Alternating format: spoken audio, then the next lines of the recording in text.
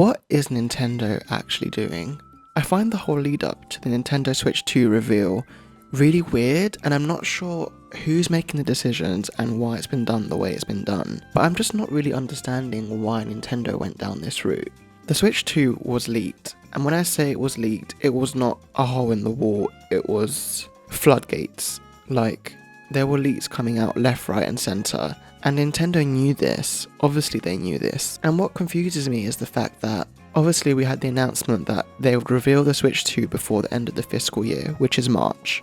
So they did do that, but you'd think a company would want to get ahead of the leaks, and I just find it really weird that they saw all these leaks happening and they were clearly sitting on this video, this reveal video, and they still held off on it. And I don't understand that decision business-wise. It's like you kind of want to regain some power over these leaks and put all the speculation to rest and give people what they want, especially when you have companies that are affiliated with Nintendo making accessories that are literally revealing the Switch 2 themselves, because it's like, it kind of seemed like their NDA or whatever ran out and they were allowed to show their accessories by this date. It's just that Nintendo, for some weird reason, took forever to show the Switch 2. When they did finally show the Switch 2, everyone was expecting an announcement of when the trailer would drop.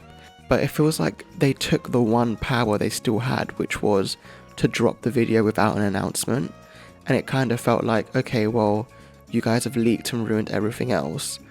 This is the one thing we still have control over. We can just release it and not tell anyone.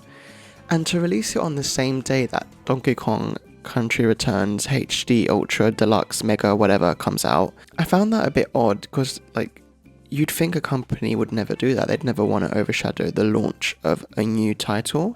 Well, I say new very vaguely. It's not new. We all know it's not new. I just found it really surprising, and even the video itself, the fact that they showed a bit of a new Mario Kart is the only thing that saved it for me, because in terms of everything else, there was no surprise.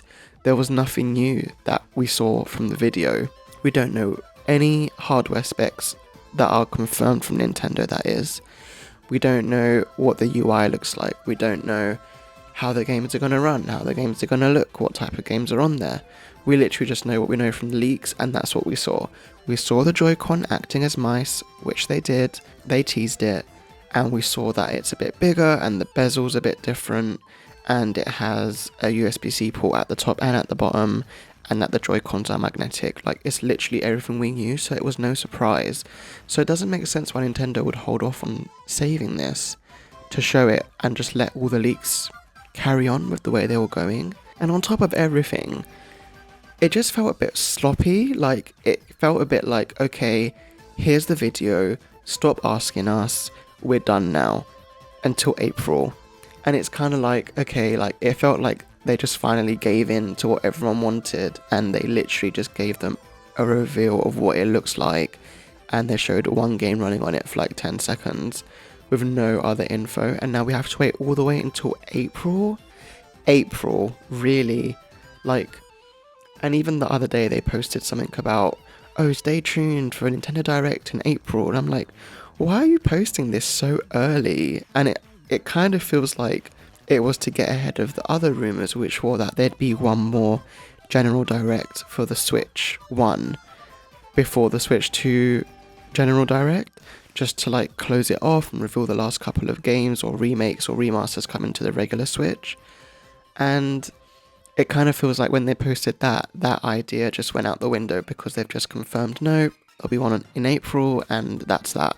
So between now and April, I'm not really sure what else is coming out that's like quite big.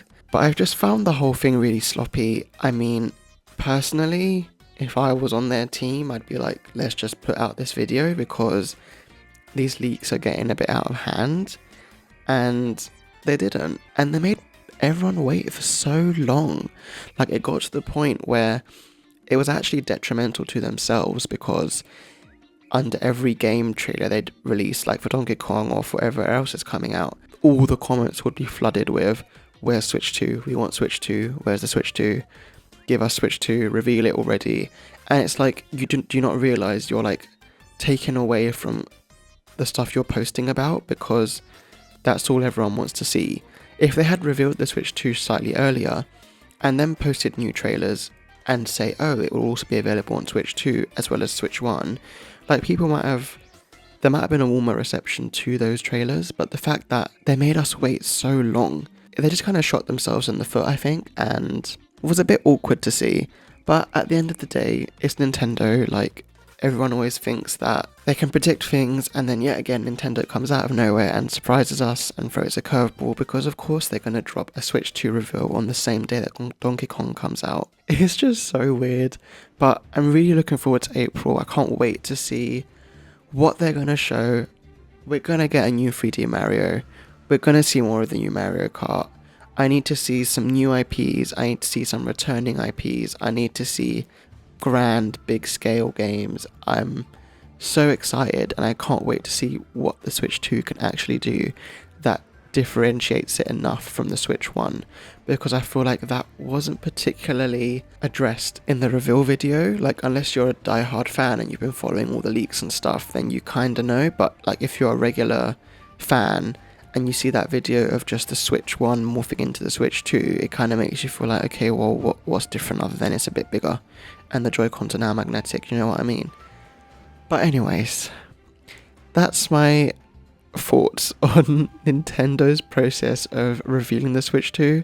I just really hope they make up for it in April, which I'm like 99% sure they will. It's been so quiet for ages. They've been focusing on remasters and ports for ages. Like, obviously their core teams are working on really big things which have been saved for the Switch 2, which obviously can run things better, so I can't wait to see it then. But until then, I'll catch you guys in the next one. Bye!